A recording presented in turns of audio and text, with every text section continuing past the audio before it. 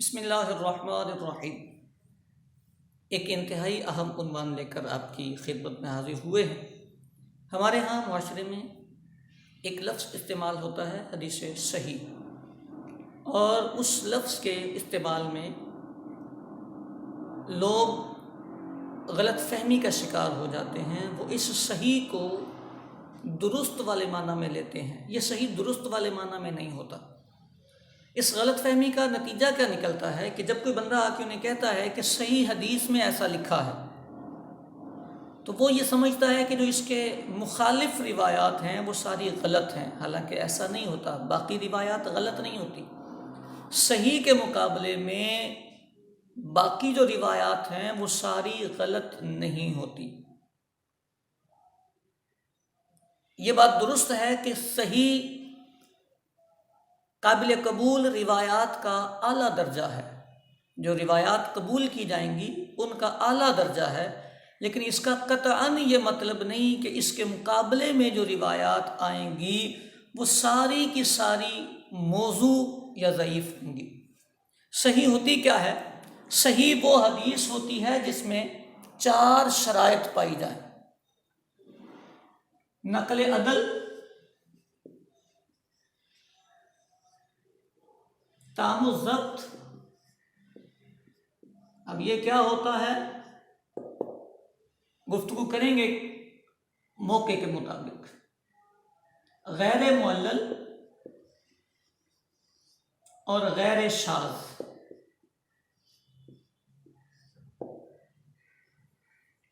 اگر یہ 4 شرطیں حدیث کی سند میں پائی جائیں تو اس حدیث کو کہتے ہیں کہ یہ حدیث صحیح ہے، اور بدرجہ اتم پائی جائے۔ اب اس کے مقابلے میں کیا ہوتا ہے؟ ہم ان شرائط پر اس کلپ میں گفتگو نہیں کریں گے، آئندہ موقع ملا اور گفتگو کا عنوان بنا تو ان پر ہم گفتگو کریں گے، کیونکہ مبتدی طلبہ کے لیے جتنی بات ضروری ہے اتنی پہ اکتفا کریں گے تو بات جلدی سمجھ آ جائے گی۔ یہ 4 شرطیں اگر پائی جائیں اور بطریق اتم پائی جائیں، مکمل 4 شرطیں پائی جائیں، تو اس حدیث کو کہتے ہیں یہ حدیث صحیح ہے۔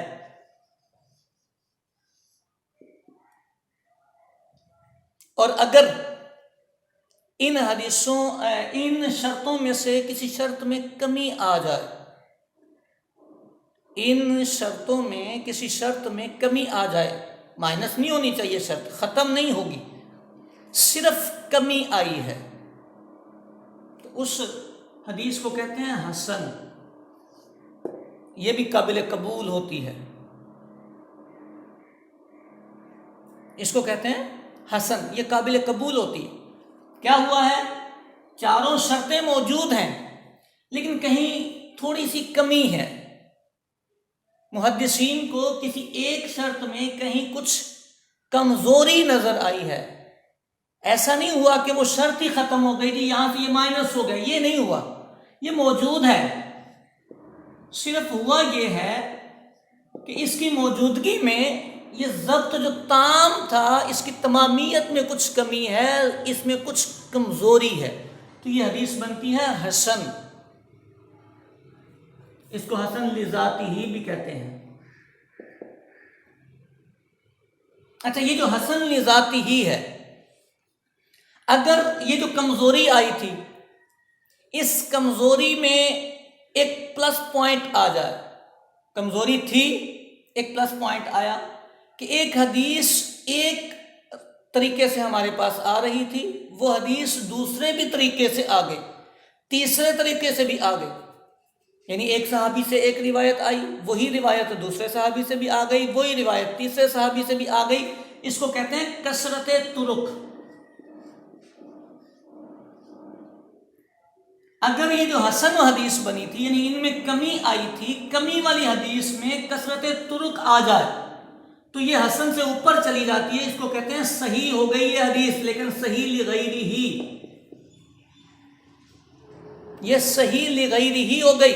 سب سے اوپر صحیح، پھر صحیح لغیرہ ہی، اور پھر حسن لذاتی ہی، تینوں حدیثیں قابل قبول۔ اس کے آگے اب مسئلہ یہ ہوا کہ یہ جو 4 شرطیں ہیں 4 میں سے ایک شرط مائنس ہو گئی،